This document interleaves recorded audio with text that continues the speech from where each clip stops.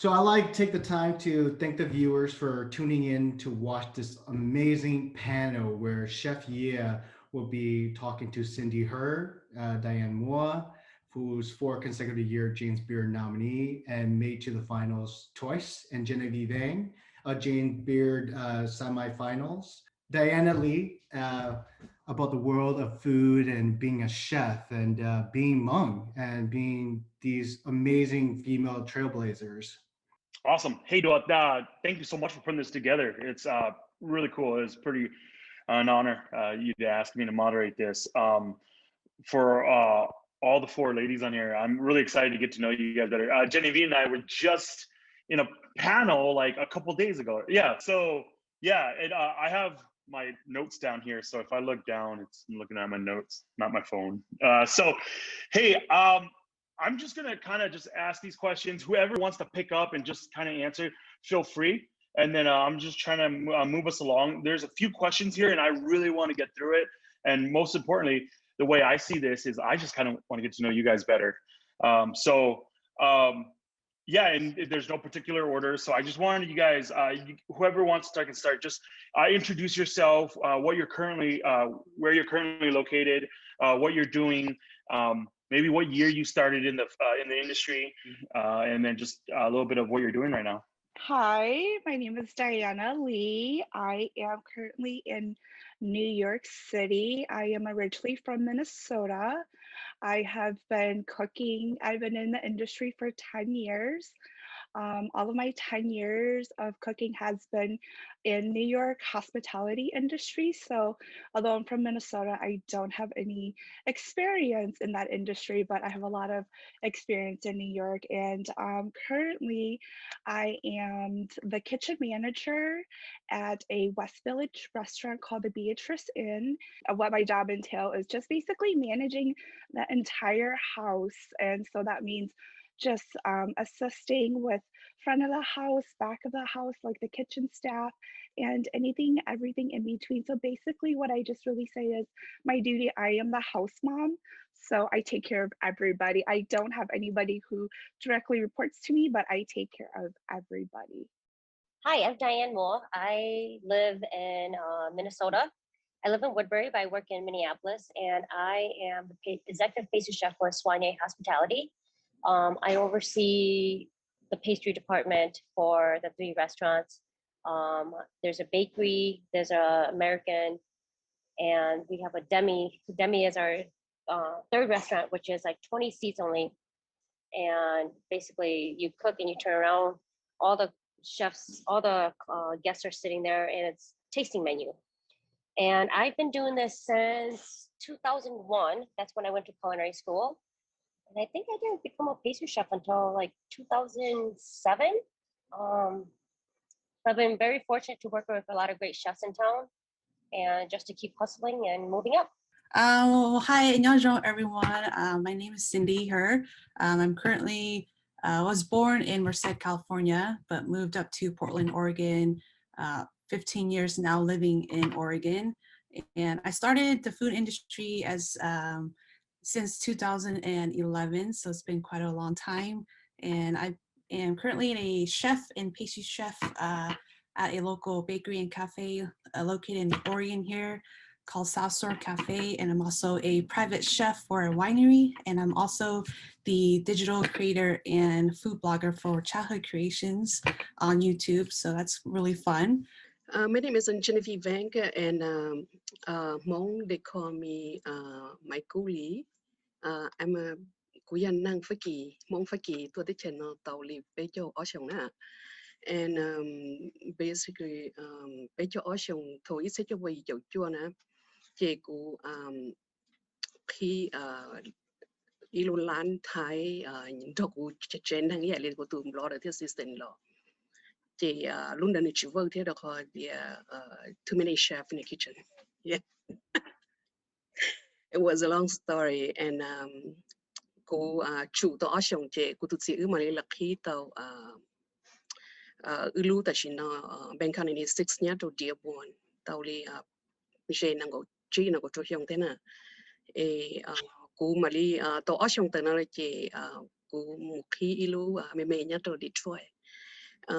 Nữ ya ý là tia food court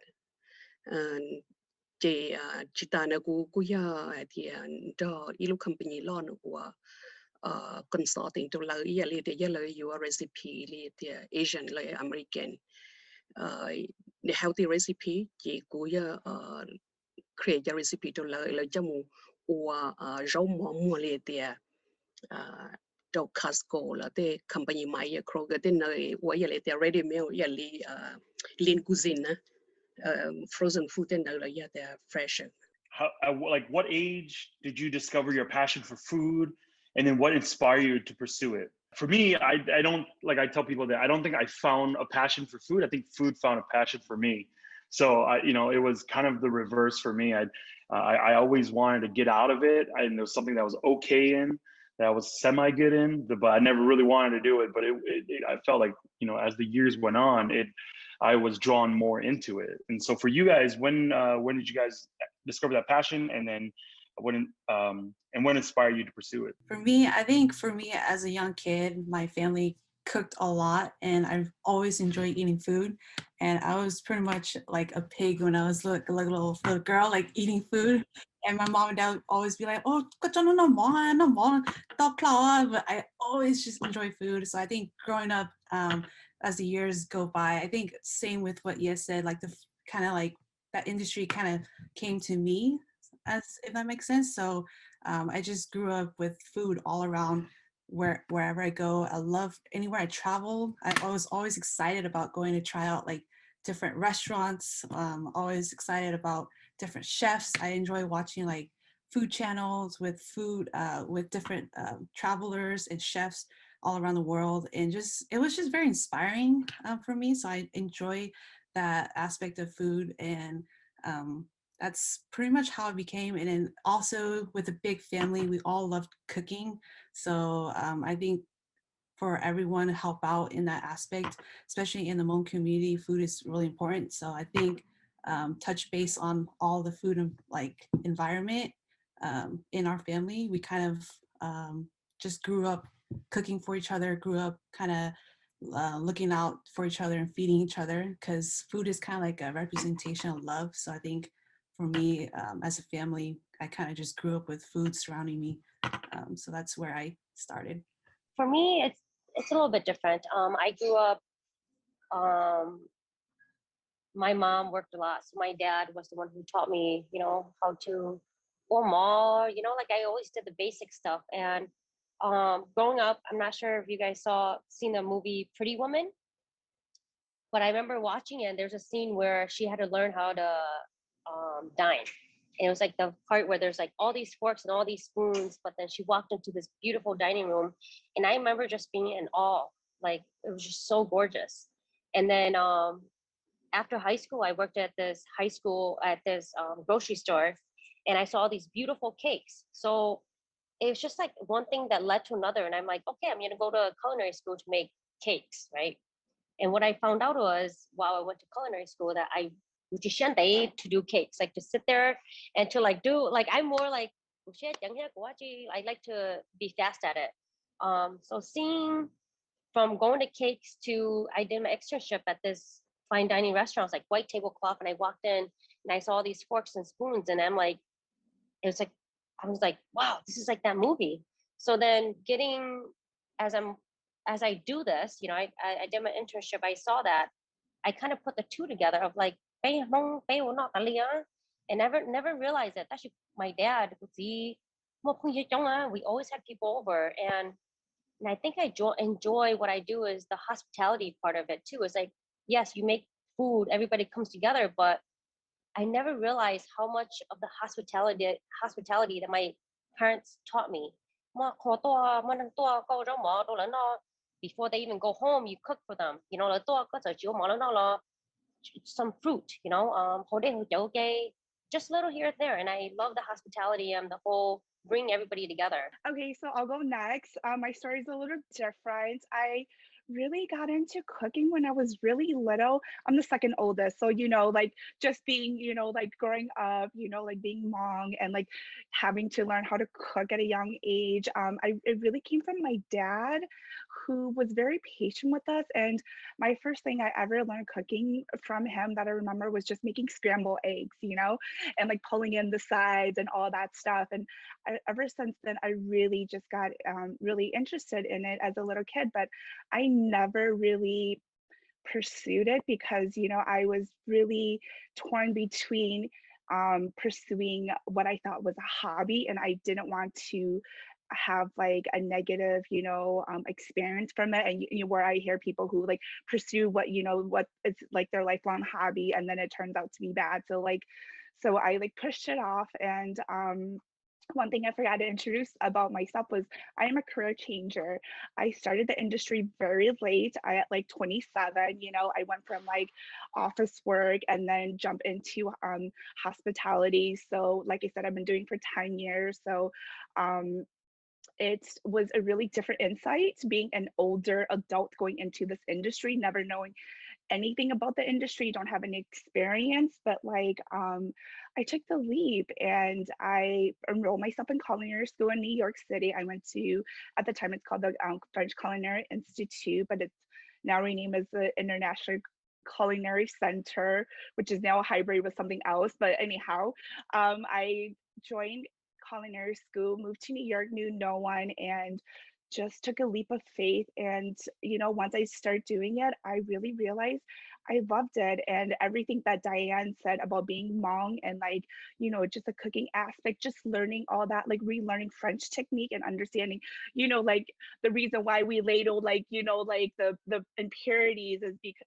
that's something we grew up like doing in Hmong. But we Hmong people, we don't have terminology for this stuff, so we didn't know how to like explain it to people in English terms. So like it was a good insight. And honestly, after doing my internship, I was like, you know what? I really love it, and this is for me. And unfortunately, like Diane, I wasn't patient in pastry, but I am in savory, so that's why I like pursue cooking, and I've been doing it for the past 10 years, and I love it. Like I say early, I grew up in a Hmong family back at 1960, and be a Hmong woman, you have to know how to cook, and I become a refugee in Thailand. I always around neighbors to friends, and exchange my service to find money to feed the family. So I exposed early that age to the food, and I went to France, and that's the city foodie. But I know there's no way I can go school, culinary school, like Diane and Gina.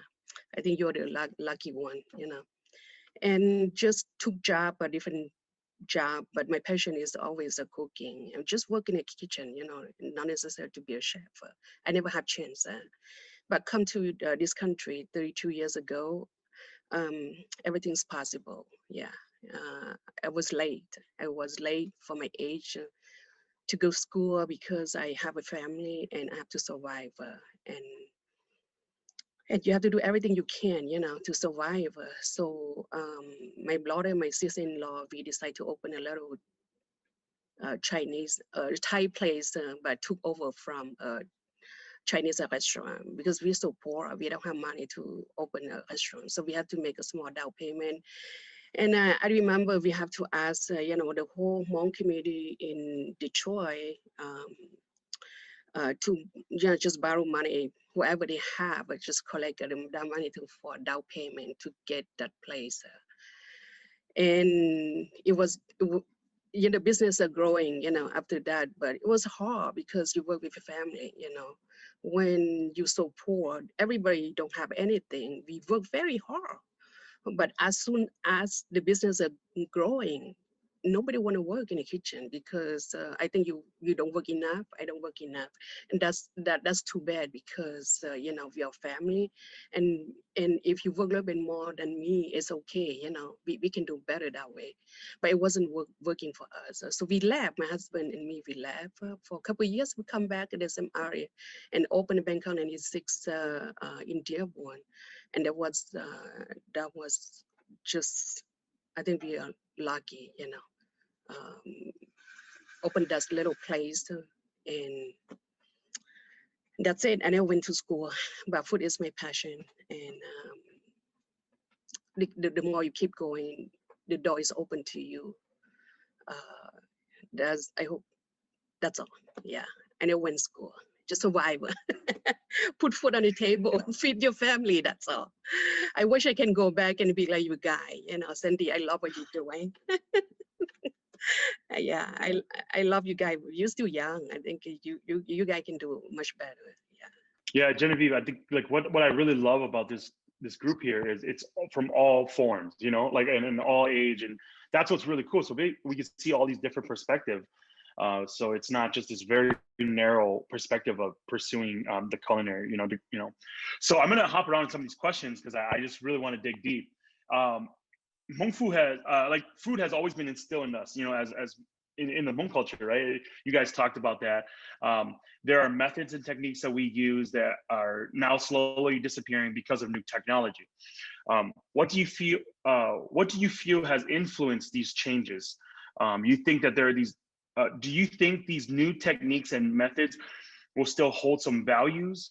Do you think that the changing of technology that we're using today, you know, in the way that we cook, does that does that change the way, like, does that change, like, is it not considered like Hmong food anymore because we're using different technologies and things like that? Like for an example, Gunya, like when she makes her rice flour, but then I bought her a Vitamix and I showed her like, hey, instead of working half an hour on a tukki to get like, you know, like, I don't know, like 4 ounces of, you know, rice flour, this Vitamix could just do it in like 30 seconds, huh? And so I remember I showed my mom how to the Vitamix I bought her, and it just changed her world, you know. And then somebody told me that, oh, well, yeah, if she uses a Vitamix, it's really not Hmong food anymore, you know, because like you need that tukki, you need a pestle mortar. That's how we do it. That's how our people do it.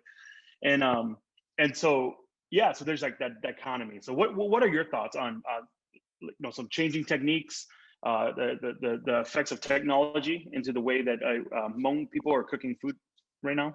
I don't think necessarily that because you use something else, it's not Hmong food anymore. To me, it's like, you know what, like when you make kopia, instead of doing it by hand, it's because you use hot water, you throw it in a KitchenAid, right? There is nothing wrong with trying to figure out a way to do it better. So in the KitchenAid, you use a pasta machine to roll it, because we live in a world where females do work now. You know, it's still Hmong food. You're just finding a better way to do it quicker. I don't think that by finding better ways of doing it crosses out that it's not Hmong food, right? That's what I think.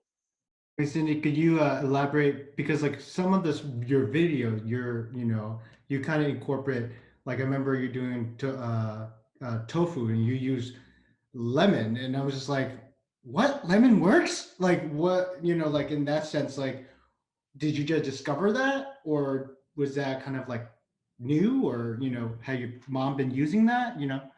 I think it's kind of like regional, like Hmong people migrated to the United States, and United States, more advanced with technology versus, living back in Thailand and Laos. So I think for me, especially when I do my videos, I really want to capture the traditions and like the old ways of how we do things, just so that people can, be aware of it and kind of just understand how things were made back in like the older generation. As of now, I show people how to make things, but at the same time, with food, it's kind of like, well, it's up to them to determine if they want to do it this way. It's just kind of like a learning process. But I think with the United States here, like a lot of things, technology here is kind of you know, it helps with speeding things up. It's like more convenient to use certain, you know, tools to make cooking a lot easier, a lot faster. But I don't necessarily think that we shouldn't just use something and not call it like Hmong. I think if the technique is still there and the flavor is still there, it's, you know, it's definitely still a Hmong dish. So I have no problem with, you know, helping like my mom, like when we do like yo, you know, like the old traditional way of using luklan yo, like pounding it by hand and with like, you know, the hammer versus like a mochi machine, you know, like two different things. I love capturing both sides just so people are aware of how it's done. But the mochi machine is just more convenient. It's just a lot faster and just nicer to have, especially when you have to make so much of it. So I just find it a lot more convenient, especially for the world that we live in now, compared to, you know, the older generation back in the day. So that's just how important it is to kind of elaborate on the traditional and the modern side. I think for me, there can be a healthy mix of both, you know, because my parents own a little stall at the food market in St. Paul, so I've helped out in that, and I've seen that like there are like where the newer style has been incorporated into just some of like the more traditional, you know, like well I'm on Mongling, so I call it Monjo. I don't know what you guys call it in Monglo, but you know, and like instead of doing it like the housewife one by one, I, you know, like and like where like and they, I've seen it, you know, where they use like you know the flat top and like do a whole bunch, and like I've seen like you know how they are progressing and they are understanding a little more of like efficiency. You know, that's what it comes down to. Like I feel like old tradition versus new tradition is like efficiency, and like the reason why some of like our elders are a little more resistant to it is because to them it's like it's not, maybe they don't feel like there's enough labor like love put into that labor if you do it so quickly, you know.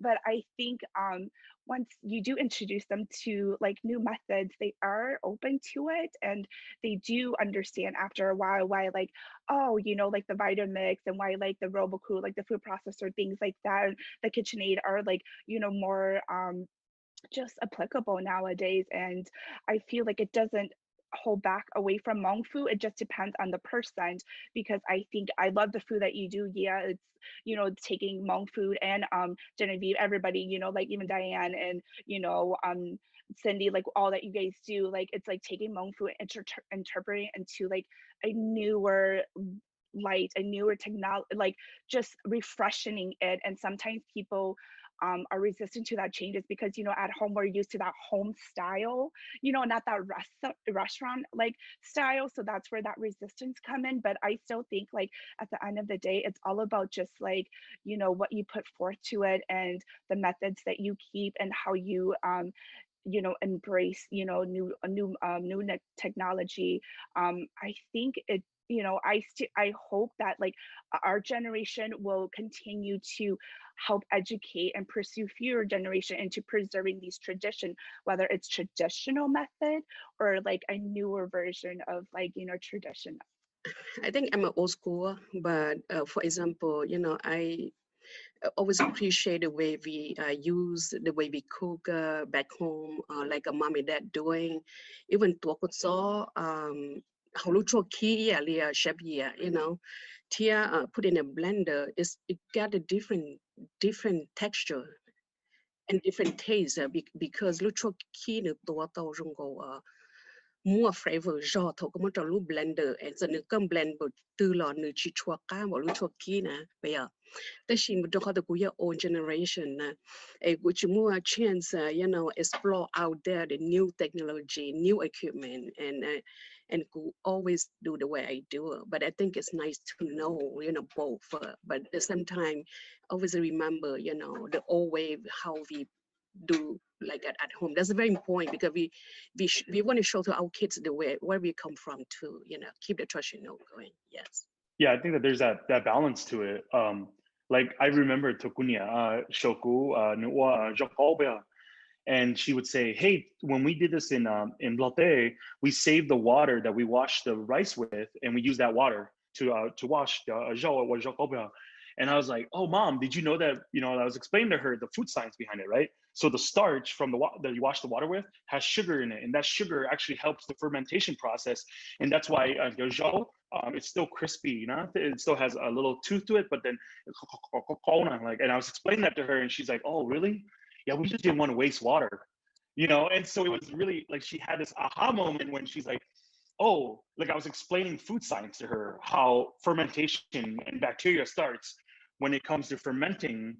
And she just told me, yeah, like we had limited water and we didn't want to waste water. So we just used it. We didn't realize that what we were actually doing was starting the fermentation process when it comes to Jokol. And to me, that was such a great eye-opening moment where there was this ability in both worlds. Because like I'm a lot bigger than my mom, but I cannot keep up with her. I like needing it. I could not keep up with her. And she is in like the little Asian squat and she's going at it. And like I do it for like 5 minutes. My hands started hurting. I was watching her, there's this like soul element to it, where she just puts all of herself into it. And it's something that's so beautiful that sometimes I forget because I'm so stuck in like, oh, let's use the sous vide machine, let's use the RoboCoupe, let's use this blender, let's do this. And I lose that. And for me, coming back and watching my mom make these things that it might not seem the most efficient, it revives my soul and makes me remember why we do what we do. And kind of going off of that is, I know that in the Hmong culture, it's a very patriarchal culture, right? So it's like men, men, men, men, men. And but other than that, like I really want to know what is it like being just like a female chef, female entrepreneur, female businesswoman, and being that, but then also being Hmong. Like, could you guys speak a little bit to that? It was very hard. I mean, I was still married when I was starting my career, and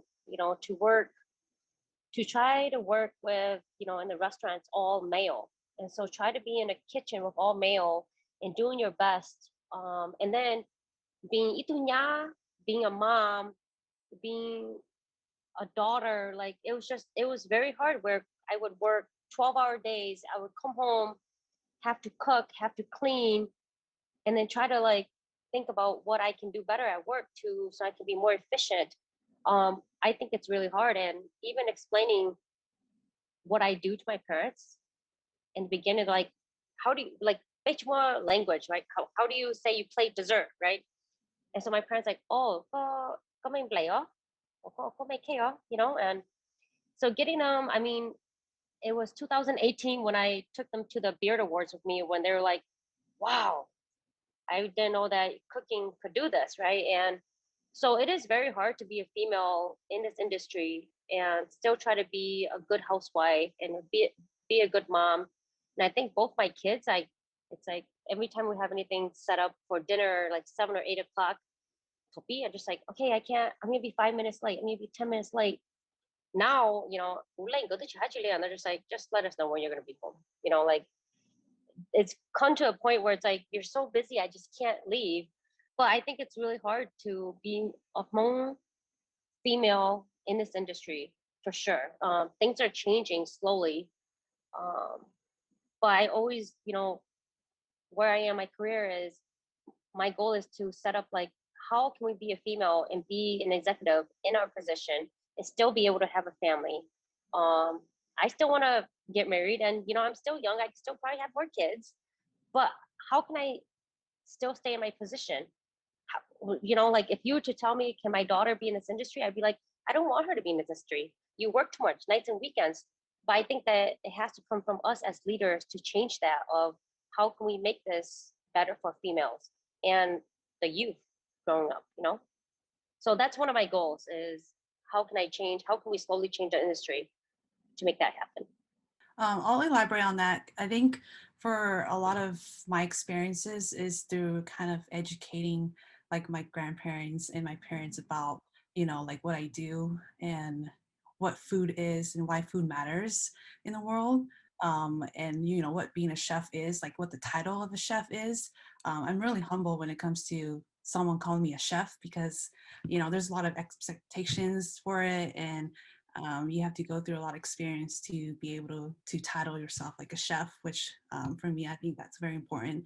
But as a Hmong woman in like the Hmong community, it is a little bit hard for especially like long distant family or just your family overall to understand and explain to them, you know, what you do for a living. You know, they're always like, well, does it pay the bills? You know, like, do you make enough money? They're always asking you like how much money you make. You know, it's really hard. And it's very, you know, it's very, I feel very kind of intimidated when people ask me, you know, like, you know, how much money do you make? You make enough. And it is very scary when they tell us that. And you're just like, yeah, I do make enough, but I'm also very happy, you know, as a Hmong chef, as a Hmong female chef. I enjoy what I do. And at the same time, you know, it's a slow progress trying to explain to them what you do and how you enjoy it. And that's the hard part about the Hmong community. It's not being educated enough to know that there are Hmong chefs out there and they're really successful, and but also happy in what they do. So that's the biggest problem that I would like have experienced so far. I guess for me, I feel like I have a different story because I'm so disconnect from family, you know. As being in New York, I don't often see family, you know, a lot of times. So for me, of course, the hardship was, of course, being based on my gender and based on my ethnicity. It really, I'll touch more about like being a Hmong woman, but like it was more about like, you know, the minute you come in, like being a, you know, predominantly male industry, the minute you walk in as a cute female, you know, just by they just you walk in, you know, and it's predominantly guys. And if you're a woman, if you're a cute woman, like, you know, you're already knocked off from like your looks, you're already knocked off from your height, you know, your build, you know, because sometimes, you know, like we're all vertically challenged, you know, as Hmong people and Asian people, but like when there are things that are really high, you know, like having to ask for help, sometimes it, you know, it became like something I had to learn, where like had to do, where like take initiative of like, even though I'm short, I can use my height to my advantage and still do it myself, you know, of course within reason. But like for me, that was like the one hardship, is just, you know, like just staying up for myself is basically what it was. And coming from a Hmong community, you know, we're really submissive, and we're, you know, like our demeanor is just different, just being Asian. Like,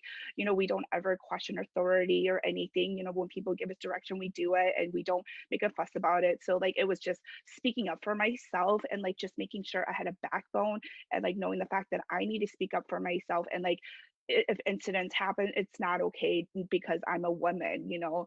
I'm not going to accept that.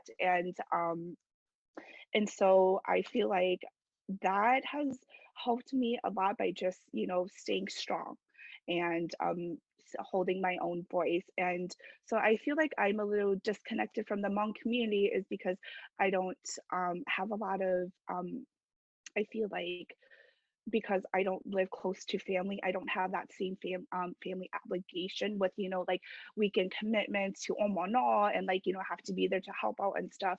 But I do miss the fact that, you know, I don't get to celebrate things like that with family because I am so far away, and the time off is really, you know, especially in the restaurant industry, we don't get like normal like vacation days and all that stuff. Time off is like, you're lucky if they close on a holiday for you to actually get a holiday off. So like that was like the hard part of making the commitment and just learning, you know, what it is to sacrifice, you know, like being away for family. And touching base on what like Genevieve said about educating our you know, family, grandparents about what we do, is like, yeah, it was hard for me to when I got promoted as a sous chef, to explain what that title meant.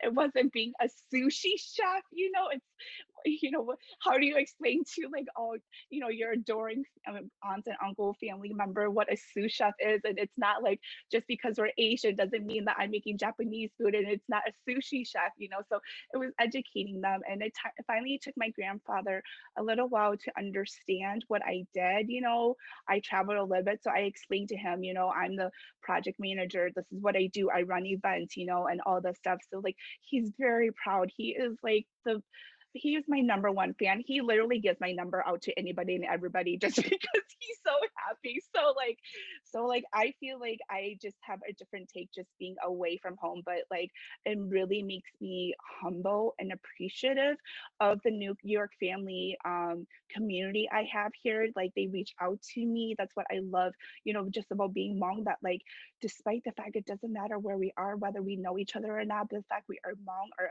ethnicity, you know, like we just open our arms and our houses and like to one another, and that's what I really enjoy. Like that's what really made me survive from being away from my immediate family and friends, is the fact that I had a little community out here to call my own, and that like that really just made me like get through just being alone in New York.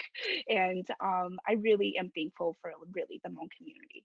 And just to add to that, if like anybody who goes to New York, like please reach out to Hmong NYC on Facebook, and it's pretty much a beautiful small community that is there to help you guys guide through New York City. So for me, it's be a Hmong woman and entrepreneur for a long time. I would say almost a 2 generation in the food industry. It's a lot of experience. Yes, it's been a lot of hardship because at first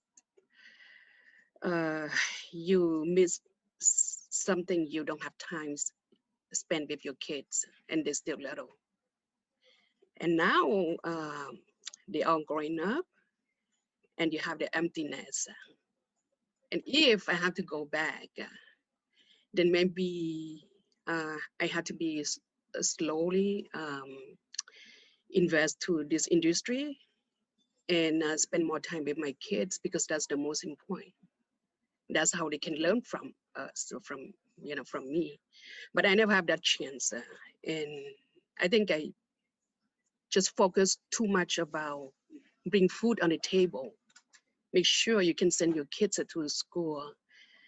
And I lost that beautiful time, which is I never, that's I miss everything, you know. But it's very hard. This industry is very difficult for especially a woman, a Hmong woman, and an old lady like me. You have to direct a team in the kitchen and have different male work for you, especially Hmong people work for you. It's very hard for me to say, ask something, say, can you do this for me? Can you do better next time? Instead, it's hard for us to say something back to your employee, Hmong employee. And that's the challenge there. I just don't know how we can fix this, but I think I believe in the long run, in the future, I hope the young generation, the more they have education, they have, the more Americanized. Um, I just hope it does change a little bit the way we think. If you're a Hmong, you work for a Hmong owner, then just make happen, and don't feel like if I ask you for something, can you do better next time, and that's hurt you. That's we don't have like American. You have to express yourself. This and I hope we can change that. It's very hard for me to direct a male in the kitchen. And a couple years back, I opened the Bangkok 60th Street Food in Detroit. It's a very small space, and I took the best chef, some of the best chef with me, and it wasn't work out because the cleaning is not that clean, and food, safety have to be more. You have to control, make sure raw meat had to be under the cooked meat. Those things it wasn't work that like I wanna, and it's hard for me to tell them what to do. So I start post a note everywhere, make sure everybody know what to do, and those notes it turned to a nightmare. Everybody, those chefs just they just say, why you post note everywhere? And I said, well, you know what? I think a note, the good way is good for everybody. It's not because I post note for cleaning and it's hurt you. It's not the way. It's keep you more, remind what we have to do a better job, because we serve to the not just Hmong people, but American, outsiders. So we have to be careful what we're doing. And it was very challenging. It was very hard. Yeah, I think we need to look at that way, and especially older people like me. I think we live longer, and we need to change it. I think if I can change it because I live in a 3.5 generation. I understand. The young people born here, I think it's hard for them to change, to change the way we want it, because we don't have the two speaking, and we always, the old people always speak to meaning something else, and the young people don't understand what we talk about, and we can talk all day, if we go nowhere. Have you guys ever challenged like being bullied by your employees or being bullied or cyberbullied, on social media? And like, how did you guys deal with that? Sure, I can start with that. I'll just talk from a personal perspective. Like I said, before, about speaking up. When at my first job, it was, of course, dealing with another coworker. Like I'm assuming that guy probably liked me, and just elementary, like just being a bully to another woman that he likes and didn't know how to articulate his feelings or whatever. But it was like one thing that like just something that happened, and I, you know didn't tolerate it, because I was like, I don't appreciate it, because I'm not going to allow that to happen. If I allow one incident to happen, that means, that I can possibly allow like future incidents to happen. So I was lucky at the time that I had very good leaders, very good chefs that I felt comfortable enough to address the situation with, who like, made sure, because they knew I just, was a beginner and all this stuff. And of course, I'm sure they wanted to avoid any lawsuit and all that stuff. Like they made sure that like they like, protected me in a sense, and that like they had a conversation with the person. And if at any other time the person just came within distance and just started to try to agitate something, like they made sure they like nipped it in the butt right away. So for me, that was like my very first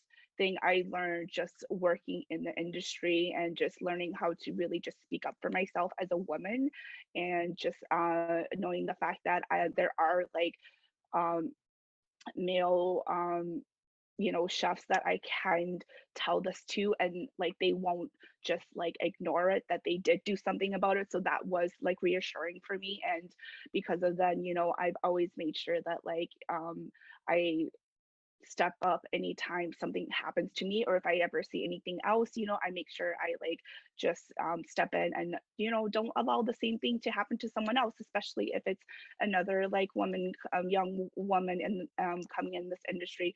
I always just tell all women, like, don't be afraid to speak up, and don't afraid to ask questions, and don't be afraid to ask for anything. The worst thing that can do is you just get an answer no. But like I said, from my bully incident, that like was really what really helped me in the beginning to just really stay true to myself. I think for me, when it comes to food, like everyone has different palates. So I think a lot of people complain a lot because they either say, oh no, that you put too much salt in there. No, you put, you need to add this and that in there. And that's, to me, that's where you get the most people who will say something to you. And I usually get that a lot, especially like on my YouTube channel. Like people always suggest to do this and that, and they're more critical instead of informative. And I think there's a huge difference between being informative and being critical.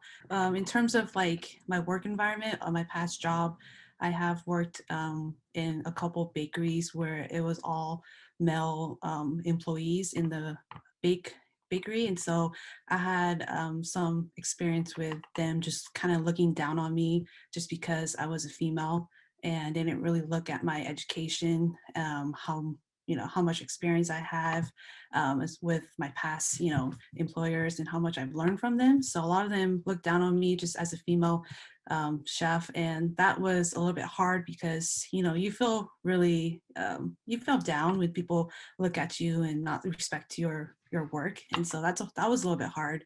But overall, I think as a female chef, you kind of just, especially in this generation, with all the females, stepping up and, supporting each other, I think there's a lot of hope, and we have also kind of stepped up and kind of be strong and hold ourselves in that aspect, so, especially in the culinary industry. So I think I slowly see a lot of positive and stepping up, especially for female chefs around this world. When I first started industry, like, I hear lots of my colleagues like, oh, well, he grabbed me by the ass, or he said this. My thing is I just stomp it. Like, it's, my dad always taught me, they always say like, ikaw ba to? And my thing is I don't take shit. I will address it right then, right there, or I will just basically say, whatever, you learn from it and you be better and do better. You take the high road, and I better myself. I really think that a lot of times when people are bullying, you can either argue back and make the situation bigger, or you can just learn from it and just walk away from it. So, I mean, every situation is different. But this whole cyberbullying, I mean, I always tell my kids, like, just ignore it. You have to just ignore it. Yelp, I mean, you can't please everybody. You can't please everybody. And for you to please everybody, you're never going to win. You can make the best dish ever and somebody's not going to like it. And that's totally fine. That's their opinion. Everybody's entitled to their opinion. And that's how I see it.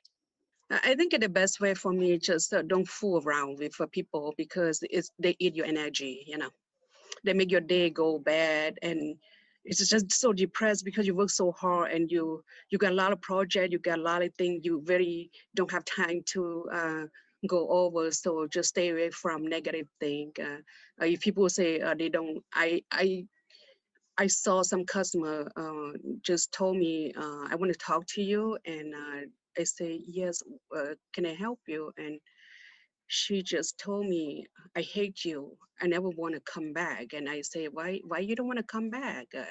And they say, because you don't serve with shrimp chips no more. The shrimp chips, the crackers on the table, because it's so expensive, I can't afford it, And I just told him, you know what, I will bring back if I find those chips, but it's free, and everybody, we use a lot, and we can't find, the quantity for that. So we will bring back, but people say things like that, and it doesn't hurt me, because you have to learn how to be like that.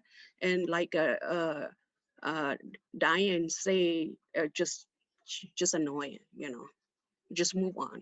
Yeah, just move on. Well, I think for us, some of the biggest critics we have is our own people, especially what we're trying to do.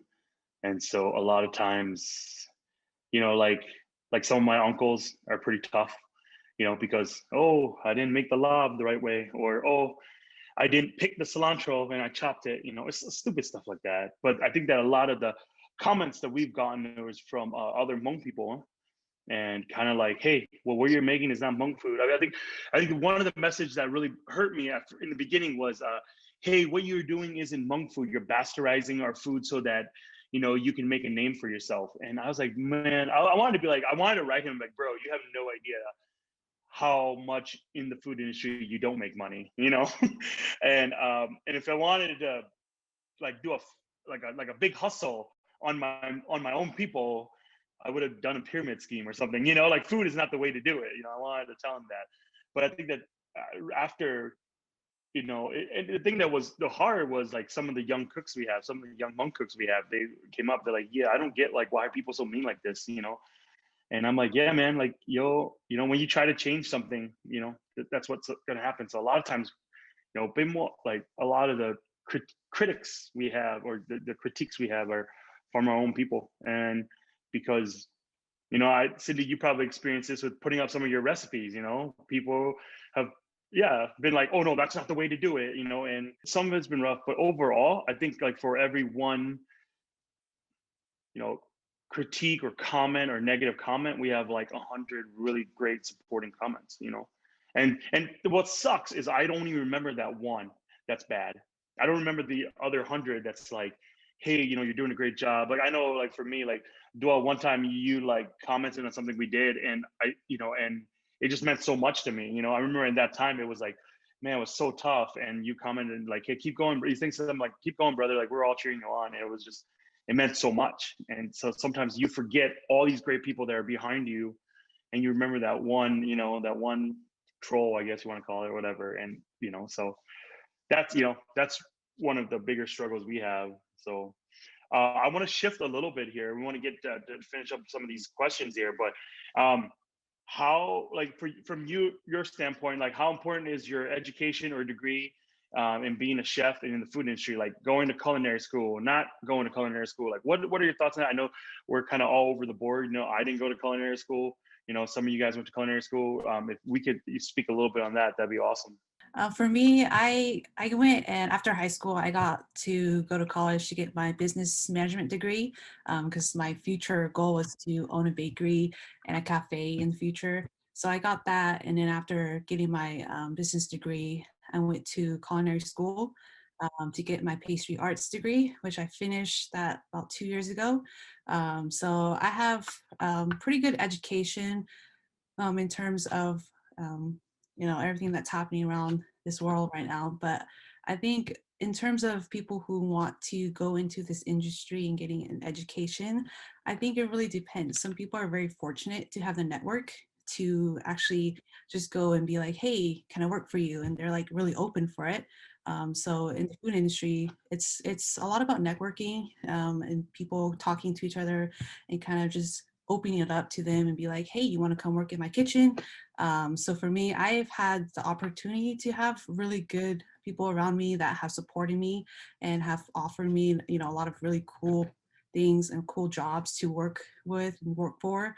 A lot of my past boss, they're all female chefs too, so they're always supportive of what I do, what I did. So they were really fortunate, and they never really questioned my education. Like never asked me, what's your degree? And they just more question, like how much experience I have in terms of cooking. Like, do you cook with your family? Do you do home cook? Do you cook, with other restaurants? And they'll just be like, oh, that's really cool. I want to see what you can do in this work environment, because every job is different. They want, different things from you in terms of your techniques and your, ways of like your ability. So I think overall, it really depends. And for me, I'm pretty lucky just because I have really supportive people around me. So in terms of people who really want to go into the industry, I would say education is great for you to gain experience, to gain a better understanding of what you like and what you don't like. And then after that, it takes time to really understand if you really will enjoy doing this later in the future. Because like, same with Diana, she didn't start until, later in her late 20s. So it really goes, back and forth. It's really like an open book. And then I can touch base on that. So after, from my perspective, I chose to go to culinary school because I felt that, and I chose to go to the French culinary one because for me, I feel like being Hmong, we don't use butter a lot, we don't use dairy a lot. So, to have to learn the techniques like Montebur, like, and try to do it at home and like not even know if you're doing it right.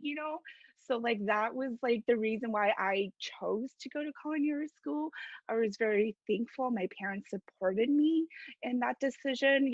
I, like I said, as a career changer, I got like, my bachelor in business sales and like, and then and so I didn't feel it was necessary for me to go to CIA and do like a 4-year degree when I already have a bachelor's. So, I did, just a technical trade degree, and that was definitely fine. And for me, from my perspective, I thought it was beneficial to me because I got to learn like the basics of like mother sauce and understand all that, and just really understand that like a lot of cuisine does derive from like classic French technique. It doesn't matter if it's Italian food or what it is, like there's still like similar techniques and similar applications to it. So like just understanding, like I said, like knowing how to use these terminology, like impurities, you know, of like when you're making like hao zhao and stuff like that, like understanding how to, you know, use that, like it was good for me because a lot of the restaurants I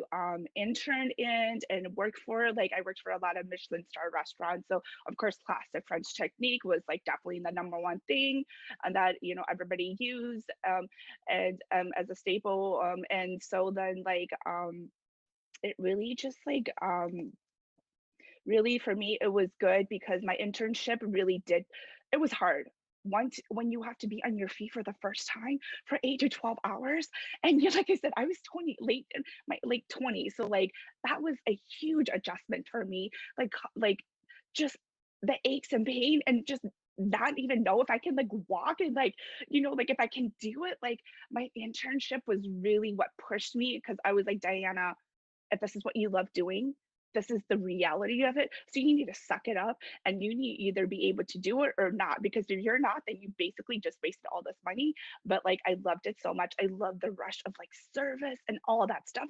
Like just the meticulousness of it, like, you know, like cleanliness and all that stuff. Like that really like for me was just like I think going to culinary school was beneficial, but it does depend on each and every one, you know, like I think you don't have to invest in it if you don't have the means for it. You can learn a lot from hands-on, which is more applicable because, you know, a lot of time, you know, we always say in culinary school, you know, what they teach you doesn't always apply once you get into the real world because that's a whole different like, you know, lesson. But for me, I think like if you're doing something like in pastry, like having to, like Diane could probably touch base on, like, you know, chocolate and tempering all that, like you can learn from someone, but sometimes investing the money into like doing those type of like um classes and lessons, it really helps you a long way and does show and it does improve. And like Genevieve said, everything is based on network. Like you just have to know someone, and all of my experience, all the jobs and all the opportunities I've been giving, it's just really through network. Like at this point nowadays, like I don't even really hand out my I don't even know how to apply into jobs anymore because it's like word of mouth, you know, like, and I have to just touch up on my resume, but I'm like having to write a cover letter, all that stuff, like that's foreign to me because I haven't done it for so long. But like it really is just about who you know and what you know, and that's just really how it goes. And I think it's just to each their own how someone wants to just invest in the money if they want to. But other than that, I think sometimes just hands-on like experience in the industry itself will give you a better understanding. So that's just me and that's just my take on it. I think for this career to become a chef, there's a two-way. We have to think this way. If you just want to be a chef, work for somebody else, like Cindy mentioned earlier, I think that's a little bit easy too, you know. But if you want to go further, you want to be an entrepreneur and be a chef, we always want to have a, you know, in the future, we want to build something for ourselves, not just work for somebody else. And you have to think smart, you know, have maximum your education. Get a lot of training, a lot of experience, even map the floor, work for a company or anything you have the experience. For the end of the day, 20 years after that, you know, you have all the tools on your hand, you know. You don't need to ask anybody because you've been a cleaner. You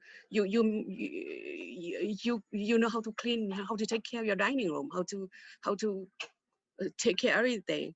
And working in a company like my first job was a fish company, right? For example, 30 34 years ago, I was working in a company, just fillet fish, very cold every day, and packaging. And after 32 years, and I want to learn sushi, and I went to San Francisco for a training. and the teacher just give us each one of us a whole fish, salmon to fillet. And all of a sudden, I was the first one to finish a fillet the fish. I have no idea because I've been fillet fish for many years, and he just don't believe that because why just you, you fast for fillet fish. So he checked all the bone and there's no meat, stick to the bone, and he just said, oh yeah, you okay? And he asked me, are you a chef? I said no, because if I say I'm a chef, I'm the owner, then he probably just don't want to teach me. You know how's the Asian, you pay someone to teach you, and especially you're a woman, and people, you have to hiding who you are because you want to learn. You pay, but you learn, but you have to be careful. You have to tell them you're not a chef. You want to learn from that. And he's denied to teach me because I'm a female. And I say, look, on the phone, you already take my money, right? And you say you're gonna teach me to be a sushi chef. And now I'm here, San Francisco. I have a 2 weeks training. I have my hotel, I have my airfare, I have a food to spend. I spend a lot of money just come to train here. You reject me, uh, you don't want to teach me because I'm a female. And he said, I don't want to teach you because you guy, woman, you have your hand is too hot. And that was the first time I heard someone say, you're a woman, you cannot go for sushi because your hand is so hot. And I said, well, you already take my money, so I want to learn from you. But basically, he just jumped on everywhere. And I said, wow, it's a lot of money. I spent about $6,000 there. And if he just not don't give him time to teach me, then I have to start to take note. Every time he talk, I have to take note and watch what he doing. And when I come back and I say, oh my God, I forgot ask him to teach me how to make rice, sushi rice. Because the whole thing is just because I'm a female. Yeah. And and a lot of experience for everywhere I go. Also, I went to learn American barbecue in Kansas City, and when I get there, where's the chef? And I show up to be a old lady Asian, and they just look at me like, you know how to cook, So I feel like your age and you try to be a chef is still, and be a woman is still, we're not perfect. Yeah, we still suffer. Yeah, yeah, we still suffer. Yeah, very What much. about you, Diane? Do you feel like get internship and education, like Diana Um, kind of say? I'm actually in a hiring process right now for both places, and I kind of see it differently. I think that if you can find, how I would tell my kid if my kid was going to culinary school or want to be in industry, is go to like a community college where you're not going to spend an arm and a leg, right? But you're learning the basics. If you can do that, learn the basics, get into a kitchen. I mean, all the resumes I'm looking now, I'm not looking to even see if there's any education there. If there is, that's a plus. That means they know their basics. But I'm looking for experience. And if they don't have an experience, that's totally fine. If you're passionate and you really want to do it, I'll take you on. I'll teach you. If they don't have a lot of experience and they really want to be in this industry, I just say, hey, take the time. You come stage with me a few days here, stage with a few good people, learn how, the basics, and let's go from there. I really think that when you have somebody new is very passionate about it, if you believe in yourself, that's all you really need. I think in this industry, unless you're going for some kind of management position where it's not in the kitchen, yeah, I think a degree helps. But to do what we do here, I don't know, you're wanting to learn, people are always willing to teach. So I'd say if you have the money, go to a community college and just learn the basics. If you don't, just go, call some restaurants up that you want to work at and just call, it's cheaper than $50,000-$60,000 and coming out and making $12-$14 an hour, because this industry doesn't make money. You don't make money. So I say call around, go do some stages, trail the chef, peel carrots for a few hours. And then for that first few hours, learn how to peel faster. Yeah, we're gonna move on to the next question, and it kind of goes off of what Diane just said there. But tell me about if you guys had a mentor, and then also what advice did they give you that you can remember? So yeah, talk to me a little bit about if you guys had a mentor or somebody that either a chef you worked under or someone that helped you through the process. I can start first. Sure. So my mentor is the first I call her the first chef I worked for. Her name is Anita Lowe. She is a very well-known Michelin star celebrity chef. I worked at her fine dining restaurant at Anissa for like 3 years, and honestly, that was like the first female woman kitchen I was ever in. And like there's something different about the dynamic for me. Being in a female kitchen versus a male kitchen, like we're just more nurturing. So it's so like the advice that like I didn't understand at the time because I was still very young and like I said, still inexperienced in the industry and especially in management. That like it is about more of like the mentorship of like nurturing and educating people versus always recommending when they do something wrong, because that is how like the industry is, like that's what it's known for. Like when you do something wrong, you know get lashed out right away. So like it was a whole different thing, and it took a while for me to really understand the reason why she instilled that in her restaurant and in her kitchen, and why she actually, it made sense because she had a lot of cooks and employee that loved her and stayed with her. So like that, like just nurturing and educating, just those two words just really highlighted and honed it in for me. Being a future chef and future leader, just making sure, like Genevieve said, like just staying humble. That's all, and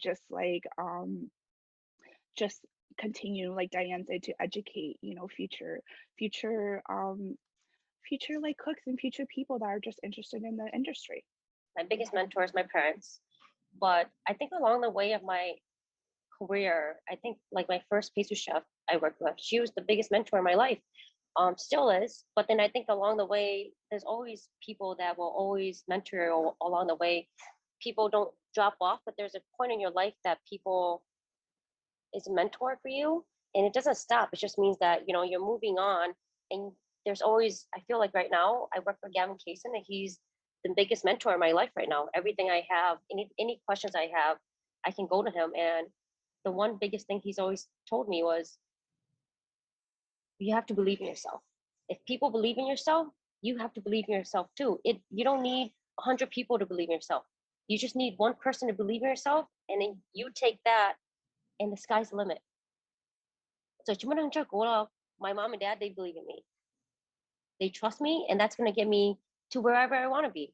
And they don't sugarcoat anything because they have more parents, and they will always tell me the truth. Like my mom always says, like, and I'm just like, yes and no, yes and no. But that's all I have to say about mentorship was believing in yourself. That's one of the biggest thing I've gotten from all my mentors. Oh my God, I make so much a mistake there, and I know the past you cannot change. I've opened the first restaurant for 20 years, and I was burnt out because I keep doing regular Thai food, make a living from the same mold every day. People still eating until now. I never changed the menu, but I get so bored, and I felt like I need to fry. Even I got a family there. I need to explore before I head to my 60 because I don't have time no more. And because I love so much to cook, and I just pack everything and change my career to retail. And then when I went to retail, I invest. It was a big investment.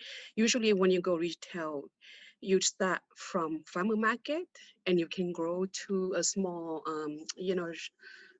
grocery store to a supermarket and locally.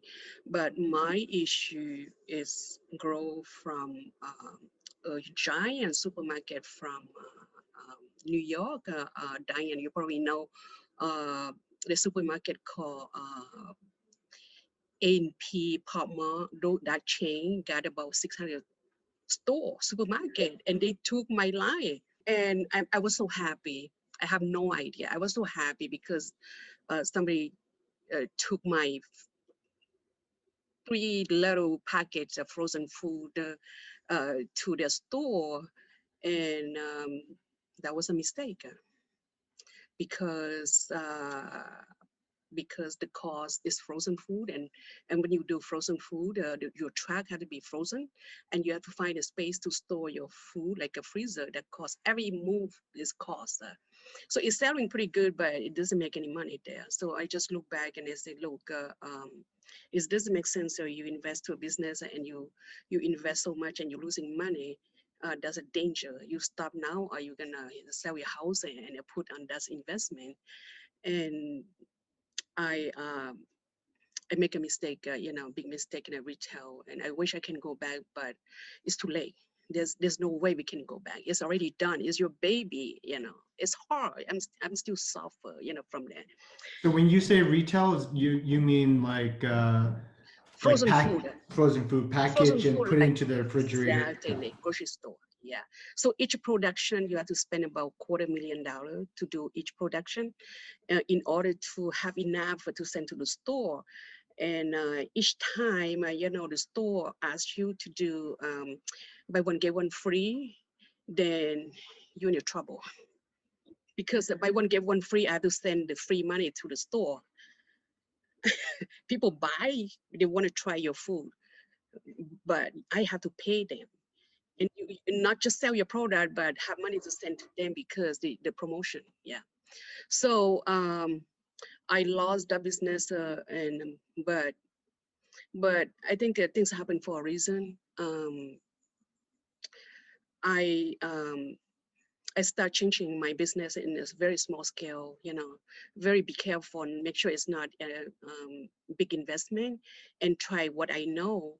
And I think the fact that I went to the retail does help me to, grow my business more efficiently in a smart way. I'd be able to learn marketing, logistic, production, source all the product to put together, and work in the that's industry, commercial industry, so big, about 4,000-5,000 people, 20 people work there, produce your food for 1 week. That's give me eye open. And I still, this day, I'm still love to do that, and consulting for food manufacturer company. They do in a healthy, I don't know if you know about HPP, processing food without preserve, use, hydro water to kill bacteria.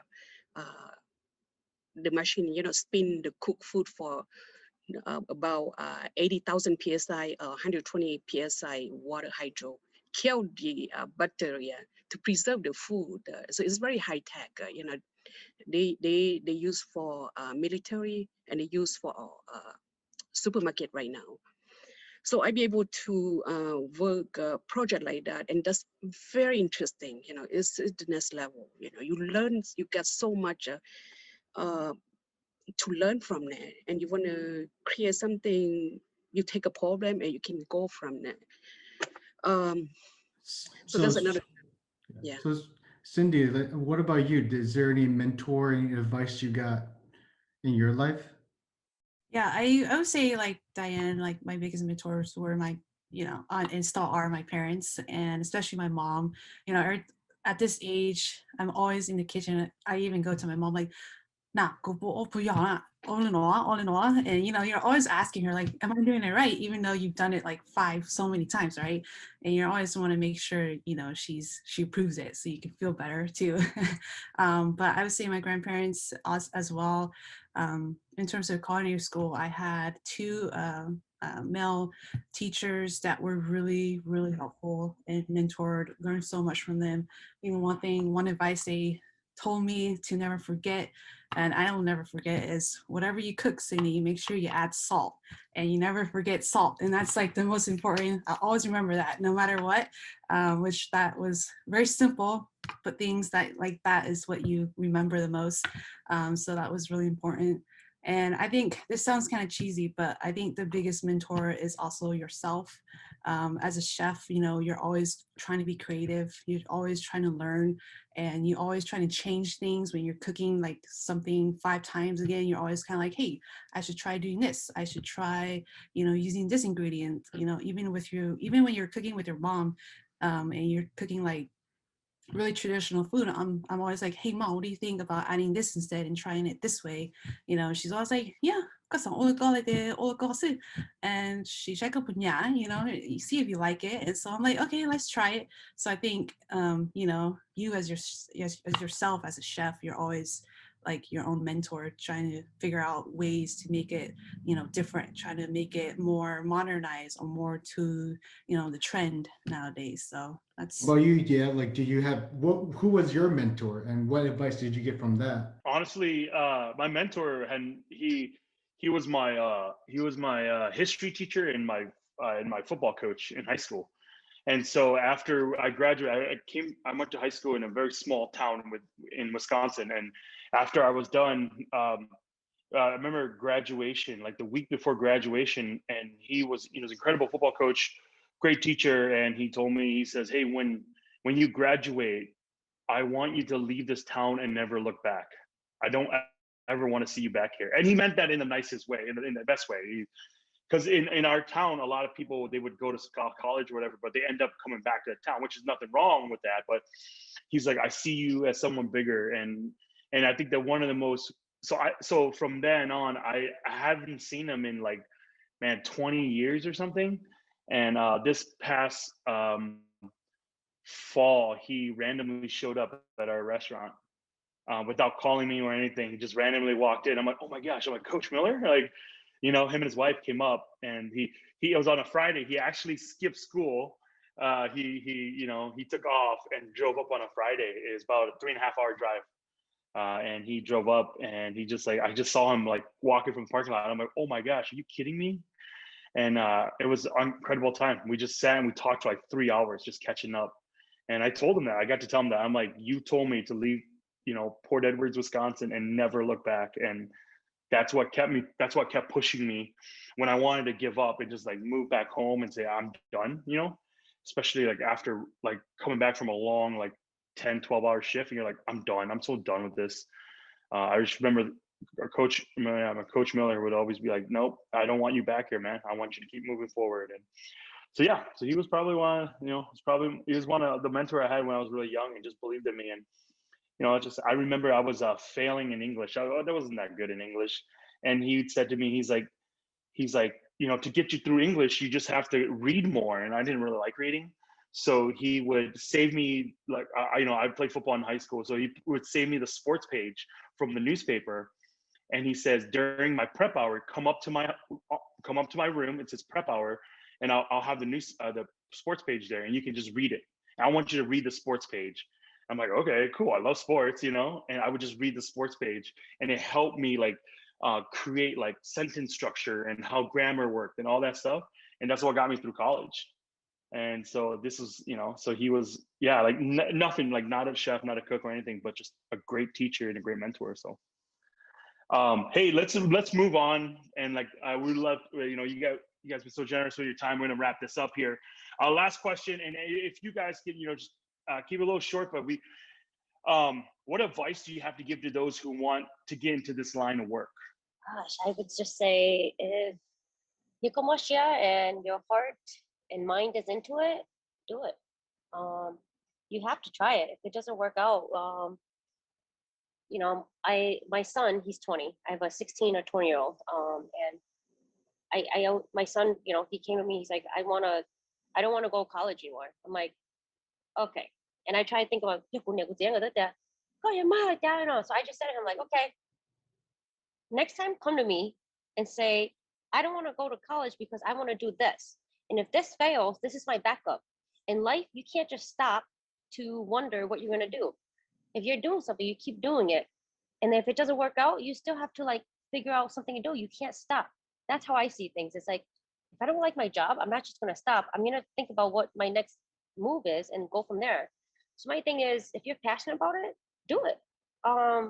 It doesn't have to be this industry or anything, but you put your mind to it, you got it. And that's a testament to all of us, how Yes. where we're at now, you know, we don't stop. Cindy, you want to elaborate advice Yeah. for? I think for me is for people out there, I think you should always be inspired, you know, always be willing to open your mind and just be like, hey, that looks really cool. Be creative, you know, be passionate about, you know, certain topics and really, really push forward to, you know, seeing yourself grow as an individual. So that's pretty much how you can become and know yourself in terms of your education and just yourself. And also, I think if you can, which we can't really now because of COVID, but like just travel the world so you can discover other cultures and really understand what humanity is as well, so that you can really go out there and be really open to work in an environment where it's all races, you know, all kinds of different personalities and cultures and religion. And the last thing is to respect tradition and respect the elders, because that's where we learn our, you know, roots. That's where we learn everything from. And, you know, now this till this day, we're still changing, we're still learning, and just really respect what our roots and where it came from. Diana, do you want to put something in? Sure, but you can edit if you want. Only because No, I I feel mean, like there's no wrong answer. So no, I feel like everybody touched base on it's so important. Yes, it is about passion. It really does come in this industry. It really is an like nitty and type of industry where like it's not for you. Really have to have a strong like thick skin to really, if you want to do restaurant, you know, especially just restaurant in particular. There are other, you know, forms of the hospitality industry, but restaurant itself, like it's really exhausting. So you really do have to have the passion, and you should try it because you never know. Like it may turn out to be great, and if it doesn't, like Diane said, like it's good to know that at least you tried it, you know, and if it didn't, then at least you know, and don't knock yourself down because you know, as like I said, I'm a career changer.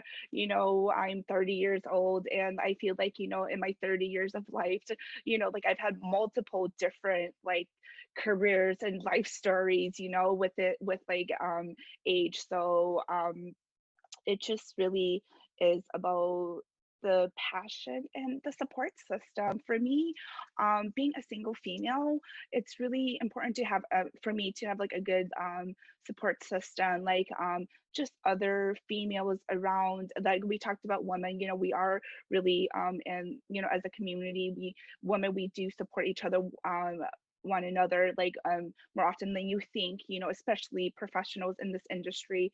So it's good to like, you know, have outlets like this. It's good to have a base like the Hmong community in New York, and just Hmong communities all over, just the Hmong community itself. Like for me, like I said, like that sense of family, it does, family no longer is based on the term for us in the industry, in the restaurant industry, the hospitality industry. Family is based on your definition of what you, who you make and what you make of it, because we spend so much time, you know, like it's not longer 5 days a week. It's not 8-hour days. It's not 40 hours a week. It's like 6, sometimes 7, like, you know, days a week, and like from 40 to like, you know, 80 hours a week. So it's like you spend so much time with these people. They are your second family. They do know when you're probably the first one sick versus your immediate family, because you spend so much time with them. So like that support system, like I said, just like the restaurant family has really helped. And I just think other than that, just give it a try, you know, network. You've got a lot of people like us, and you know, it's just reaching out, and don't be afraid. Genevieve, you want to say some word of advice from your vast I think, career? yes, I think if you love what you're doing, well, for me, it's different. You know, I love what I'm doing, but surviving, you know, I work very hard. I think I took every opportunity, everything I learned because I want to go. I wanted to know, and I took every opportunity, and that's become very difficult for me. If you love what you're doing, and for somebody, then just believe on yourself, you know, and even your family don't agree for that, just move on, you know, just move on. And the most important is surround the people who believe on you. That's awesome. Again, thank you guys so much, Cindy, Diane, Yia, and Genevieve and Diana, for being part of this panel. And from all these people, like these women, and yeah, like pretty much to say, have thick skin, believe in yourself, you know, go out there and chase. A no is just a no. There's a yes out there somewhere, and it just takes that one yes to inspire you. So to all the kids out there, if cooking and being a chef and being a restaurateur or being a pastry chef, or you know, just go out there and do it. Don't be afraid to just ask, and you shall receive. So thanks guys so much for being on this panel, and I Thanks for hope you having guys, us. yeah. Thank you. Thank you. Bye bye.